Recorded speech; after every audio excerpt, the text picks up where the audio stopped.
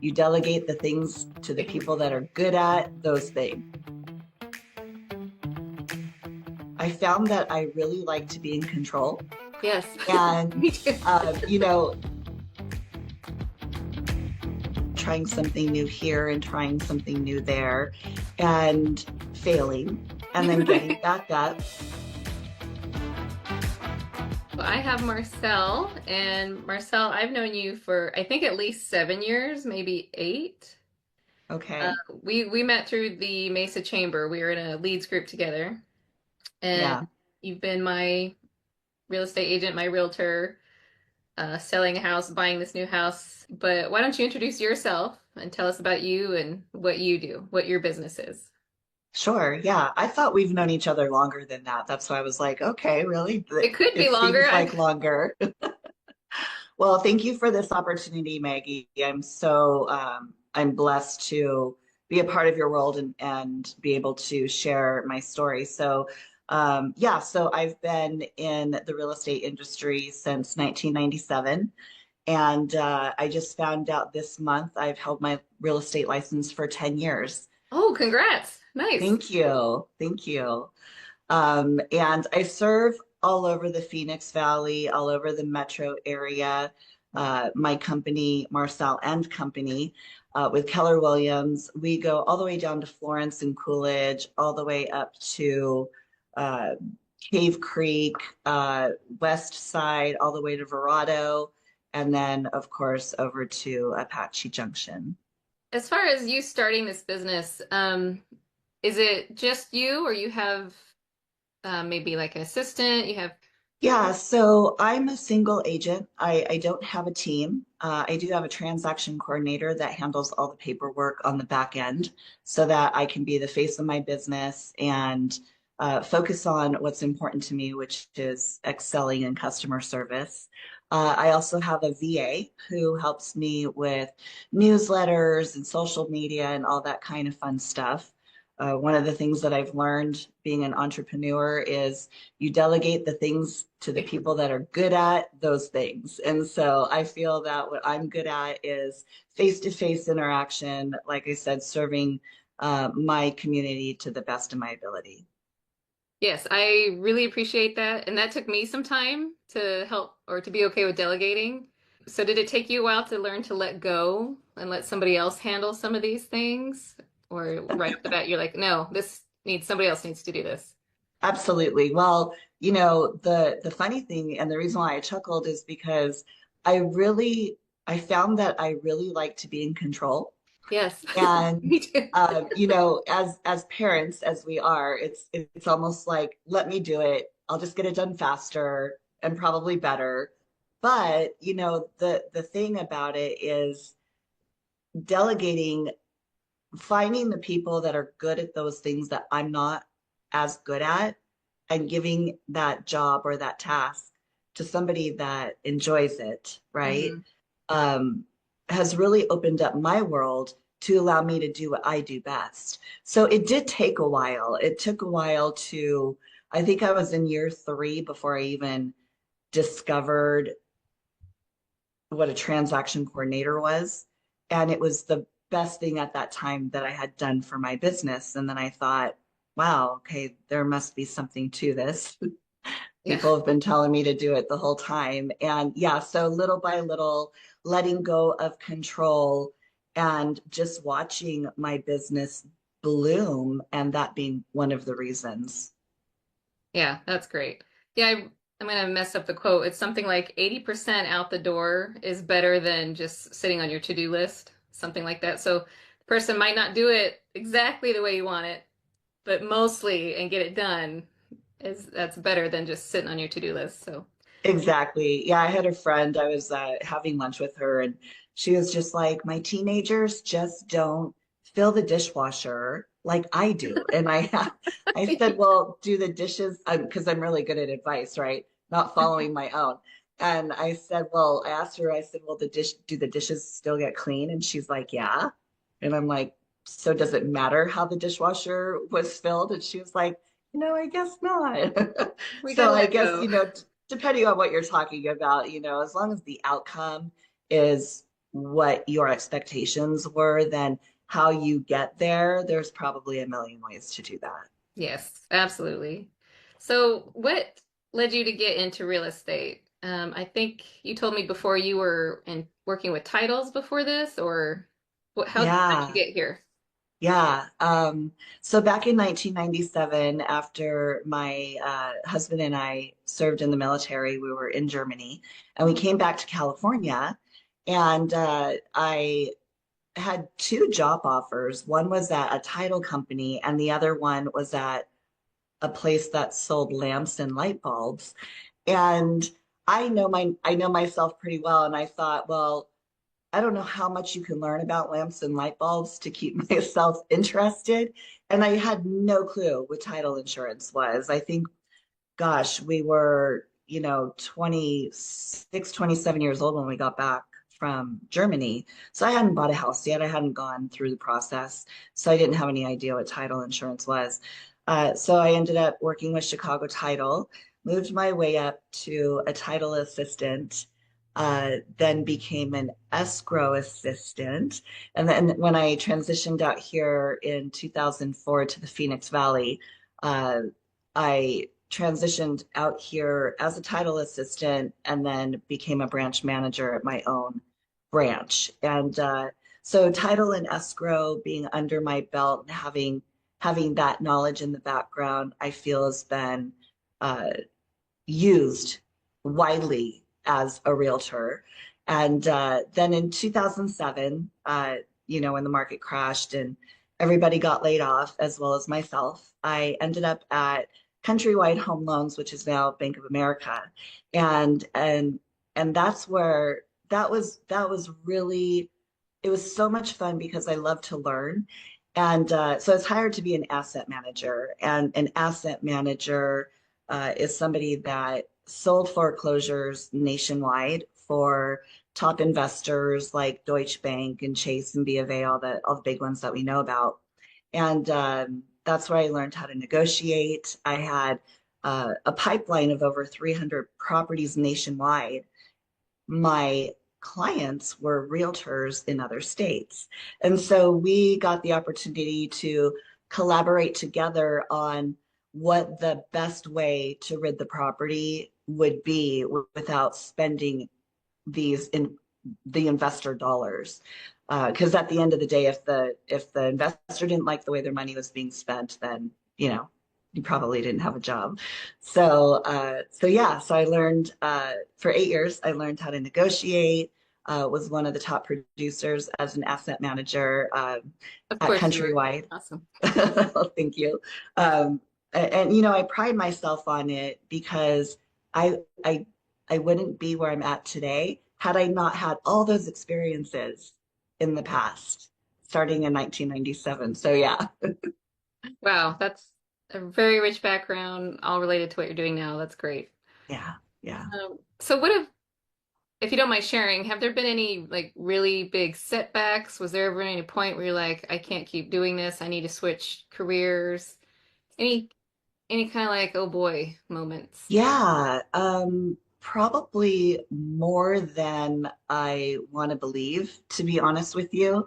So I think most everybody knows or has an idea that real estate is just an ebb and flow. It goes up and Yeah. down, and there's no crystal ball, and you don't know what's going to happen tomorrow or next year. And as a realtor, I find that, you end up going with the flow until you get systems in place. And the whole 10 years of selling real estate full time has been a learning process, not only because you can't just do everything at one time and perfect it. Like there's just no such thing as that because the market's wonky. Who would have Mm. thought that we were going to be in a recession during our lifetime or that there would be a pandemic during our lifetime? I mean, these are things that who can prepare for that, right? So putting systems into place and then getting really, really good at knowing that system and following that system so that it works for me and my team. And then peppering a little bit of, trying something new here and trying something new there. and failing and then getting back up and then, trying it again. And all the while still uh, holding your head up high, still running your business as an entrepreneur, having a great mindset to do that. And so, yeah, that's probably happened a lot more than I'd like to admit. Yeah, and that's okay. I don't think I'd believe anybody who said it was smooth sailing 100%. So, No, no, if it were easy, everybody would be doing it, yeah. and that's not just real estate. That's with a lot of industries out there. Yeah, definitely. So you said systems. I love systems. Especially if you're like a solopreneur, you need those systems to keep things running. So did you Yeah. have any kind of coaching or training to get those systems in place? How's that been?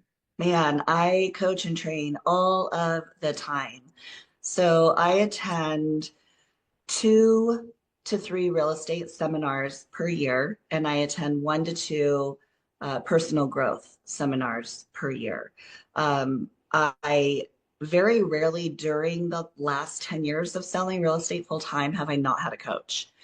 I utilize a coach one at a time, and I utilize them until I don't see myself getting much more out of them anymore. And then I find somebody else that will meet me where I'm at and then take where I'm at and then, you know, help me get to the next level. So I just kind of just try to keep climbing that ladder. So I That's don't know if you awesome. want to call that a system, but it works for me. Yeah, no, that's great. Um, yeah, I think admitting I needed a coach at one point was another big step. So like I need help like doing tasks and things, but also like I've never owned a business before. I could use some advice on where to go from here and probably even industry specific coaching would be beneficial for me, as well as sales coaching. So like I'm not a salesperson. Um, Yeah, so yeah, I think anybody looking for advice, one of my pieces of advice would be find a coach, a good coach.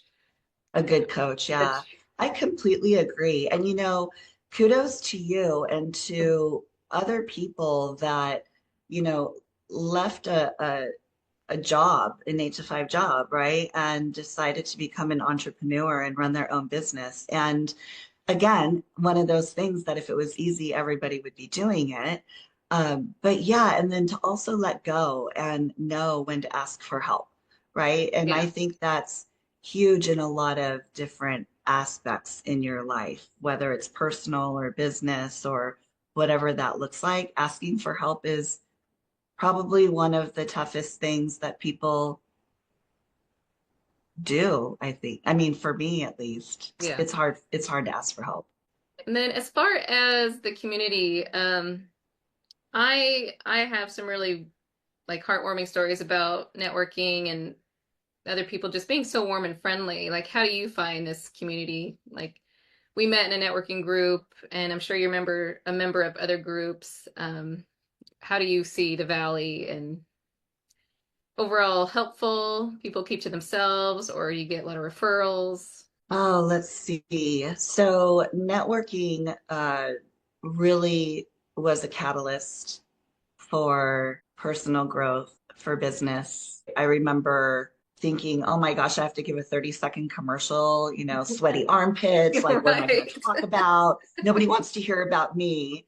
To now I can stand in a room with I don't know, it really doesn't matter how many people are there, and I can speak on real estate all day long. So that networking was definitely a catalyst for that. The community that I surround myself with personally, again, derives from personal growth development, right? Like, who do you want to choose to be in your world?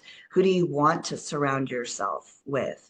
And in real estate, it's a gamut of people, just like with anywhere else. You've got a lot of really great, successful realtors, whether they're in commercial or they're in residential, you've got mentors, you've got brokers, and just the community of real estate itself. And it goes even farther than that, investors and investing and commercial and industrial. I mean, there's just so much of it that that community, as long as you're willing to put the time in, just grows, and it grows around you and it blossoms. And the great thing about it is I get to choose who's going Yeah, to be in my world to that I can serve and that can serve me as well. that's a really good point, and I appreciate that. You said 8 to 5 like a few minutes ago. I was like, isn't it 9 to 5? Like, no, it turned to 8 to 5 a little while ago, didn't it? Yeah. So when you're Dolly at an eight Parton to was all five, wrong. when you go to 8 to 5, you don't get to choose who you sit next to. But when you're an entrepreneur, that's very true. You get to pick who you're associating with and who you're networking with. And so that's a really good point. So in your business, how do you handle marketing? What do you do for marketing? Like if other people are trying to get in the same realm as you, any advice on what works for you or anything you'd want to share?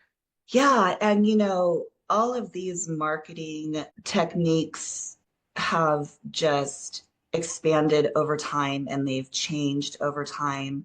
One of my largest return on marketing is just being in touch with my people, calling them and reaching out to them and just being of service to them. You can't have a one-sided relationship, right? When somebody asks, do you need help? Or do you have any projects going on at your home that you might need a vendor with? I want to be that source for you. I mean, I've done it all. I've taken a client's kid out to the park Oh, because they, were having a difficult time and needed some space. Just like little things like that, it really just goes a long way. You just be kind and you treat people the way you want to be treated, and reaching out to my clients and my customers, letting them know that I am here if they need me and when they need me, I feel has been the biggest source of marketing. I like that. I will throw in for you. You do your newsletter through snail mail, which is I really like because Oh, it's like good. junk mail. Oh, from Marcel. Like so that's a nice little treat. Because nobody does that anymore. I So love that. yeah, Thank I you. like that you do that. And then you also have your client appreciation parties, Yes. which is great. I don't know anybody else who does that as regularly as you do. So that's a Oh, lot of fun.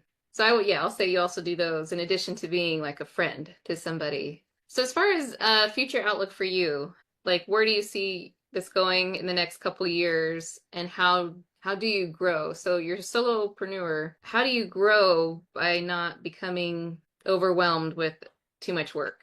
Like, oh gosh. How do I grow without becoming overwhelmed with too much work? Well, that's a really great question for me, Maggie, because I okay. am a calendar girl, and I feel like if my Yeah. calendar's not full, I'm not getting stuff done, or I haven't had like an accomplished or a successful day.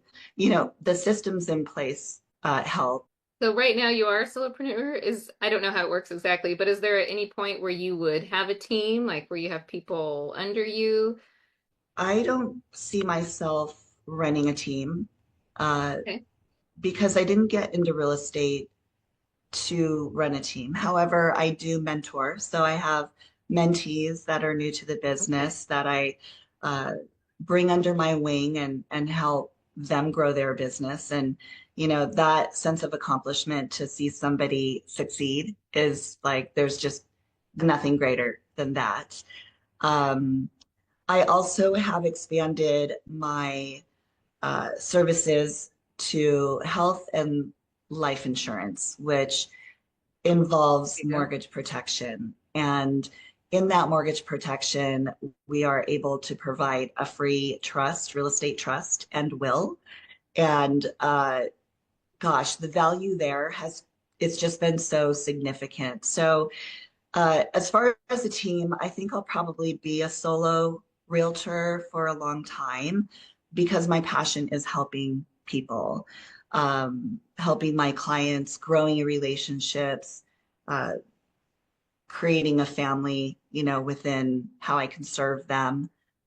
Same with my mentees. If I can like watch the little cocoons get their wings and fly off and be successful, and I had something to do with that, that's awesome. And then helping families plan to protect their assets, to protect their families, and just continuously trying to find uh, the right way to serve people that adds value to what I do. Because everybody knows a realtor. Yeah. Everybody knows a realtor, or five, right? And whether it's your brother, sister's, uncle's girlfriend that you want to sell your home or help you buy, whatever I can do to set myself apart so that people know that I'm coming from a place of service Yeah. rather than a place of, I just want a paycheck type of thing. And transaction. And transactional. Yeah. Yeah, definitely. I'm definitely relational. I've actually had clients that go, okay, we don't want to marry you. We just want your help to buy or sell. And I'm like, got it. So growth doesn't mean selling more houses. You've found a way to add complementary services to something you're already selling. So that way you don't have to sell yourself in addition to the other product or service. Like you've already got that client, so you have other things that you can help them with. So that's great. I didn't mean to put you on the spot with that one, but I think you No, had that's great answers. Thank you. No, that I love these questions. Yeah, it kind of, sometimes you have to visit where you're at to know where you're going to go, right? So thank you for Yes. that.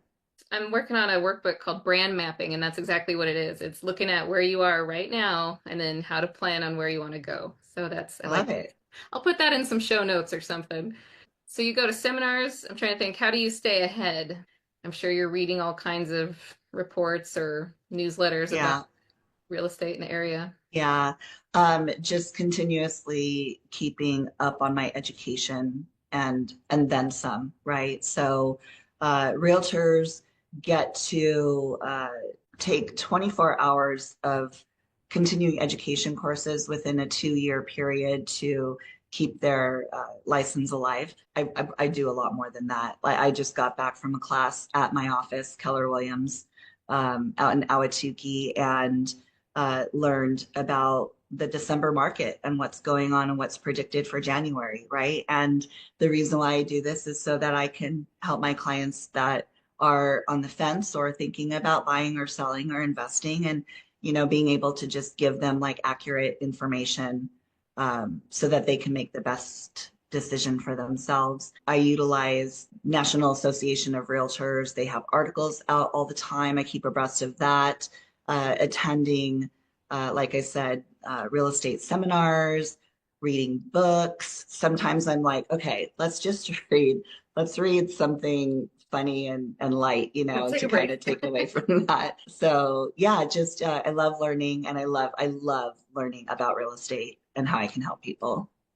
Yeah, so you're an expert, but you can't just be an expert once. You have to you have to stay on top to be that expert. So that's That great. is so true. Yeah, especially with volatility of the market, you don't you have to keep abreast of it.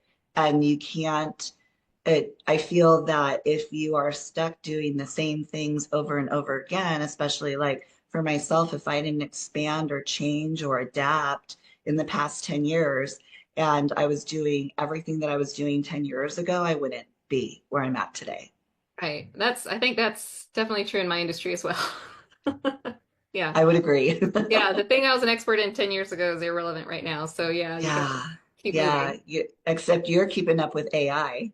Yeah, there's a whole episode on that. So I have two questions about advice. One is advice for somebody who's never bought a home before. I think I have my perspective on this. I wish I had talked to a real estate agent sooner because I thought, well, we can't afford a house right now. Like if I had talked to an agent sooner, it's like I could have. I just didn't know I could have. Yeah. So there's that. What would you give some advice would you give somebody looking for a new home? And then what advice would you give somebody who's looking to be a real estate agent? Oh, love these questions. Okay. So for first-time home buyers, there's a lot of fear wrapped around the unknown, right? And I also believe that a lot of them have a fear of the I can't afford it, or I don't have the money, or it really just circles back to the more you know, the more strength you have to move forward, right? And taking that first step and reaching out to a realtor, I think is ultimately the number one goal that anybody that's thinking about buying should do for a couple of reasons. One, you're starting the process, and it's never too early to start the process. Even if you're like, okay, well, I don't want to buy a house until after I graduate, and I don't graduate for another 2 to 3 years, talk to a realtor, because there are certain things that you can do to set yourself up for success that you wouldn't have known about had you waited for 3 years. There's certain things that we hone in on as realtors. And when I say team, that means like title, escrow, lenders, all those people that could assist you in maybe getting your credit to where it needs to be, so that when your lease is up, you're not having to re-sign another lease because we found something on your credit that you maybe didn't know was there. So reaching out to a realtor and just saying, hey, I don't think I'm ready to buy, but can you tell me about the process? I just at least want to have some answers so I know kind of what the next steps are. And I can't tell you how many first time home buyers, after I gave them the keys, they were like, gosh, this was so easy. And why didn't I do this a year ago or 2 years ago? And, you know, I and I'm like, I know why. But at least you did it now, right? And Yeah. it's never too late. And, just a little bit about my background. I was the first person in my family to buy a house. And I was 31 years old. I had a goal by the time I was 30, but I was 31. I did it anyway. And because of that, I have helped my daughter buy and sell a couple homes.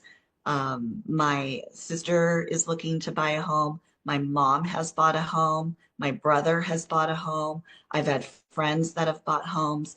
And really, I'm just so blessed to have had the opportunity to be successful in this journey, because I think that without me being the first one to break that chain, it wouldn't have helped my family and my friends.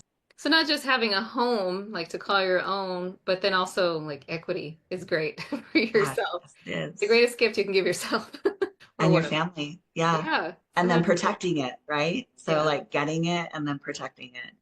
And then you had asked about what advice would I give to new realtors? Yes. Okay. So as a new realtor, I recall thinking, I am going to give this 110%, and I'm going to do everything that I can at a level that I've probably never given anything in my life, because if it doesn't work, then I probably shouldn't be doing it, right? So I held 22 open houses within my first month of holding my license, and just, trained myself on the market and talking to people and education. So having a mindset that you're going to give it your all, focus on one thing and one thing only, and get really, really good at that one thing, whether it's open houses or cold calling, or even just wearing a name tag and going to the grocery store and talking to people, or networking. I mean, there's so many different ways to do it that new realtors don't have to be afraid of, right? So I chose open houses as a catalyst for the growth of my business, as opposed to cold calling, because I'm not a transactional person. I'm a relational person, right? But there are realtors out there that they just want to make those calls and get through those numbers. And so you find what you're good at, and then you focus on that, and you get really, really, really, really good at it. And then once you're really good at that, now you can start looking on how to like pepper in a little bit more to grow maybe in different realms, and then continue on education. Just always educate yourself on the market. That's wonderful. Awesome. So people who want to talk to you, how do they find you? Is it website, social media? Just give you a Yes, call. yes, yes. You can call me. 480-207-0648 or text, either way. The only time I don't answer my phone is when I'm with a client or on a Zoom podcast. Excellent. I do have a website. It's called Marcel and Company. And on that website, you can obviously contact me, but I want to put in a little plug. There's a lot of people that move here to the Valley from out of state. And when people move here from out of state, they leave everything that they know behind. I mean, everything like their mechanic, their hairdresser, their doctors, whoever it is, they leave it behind and they come here and they don't know anybody. Well, I've created a 5-star page on my website where if you need any type of services and you could just go to marcelandcompany.com, click on 5-star 5-star services, and you can find, how to get your tire changed. You can find a hairdresser, and of course there's, vendors on there that can help you with your home as well.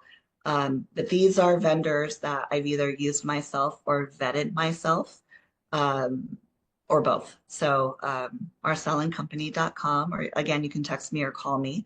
And I'm all over Facebook and I'm all over Instagram at Marcel Realtor.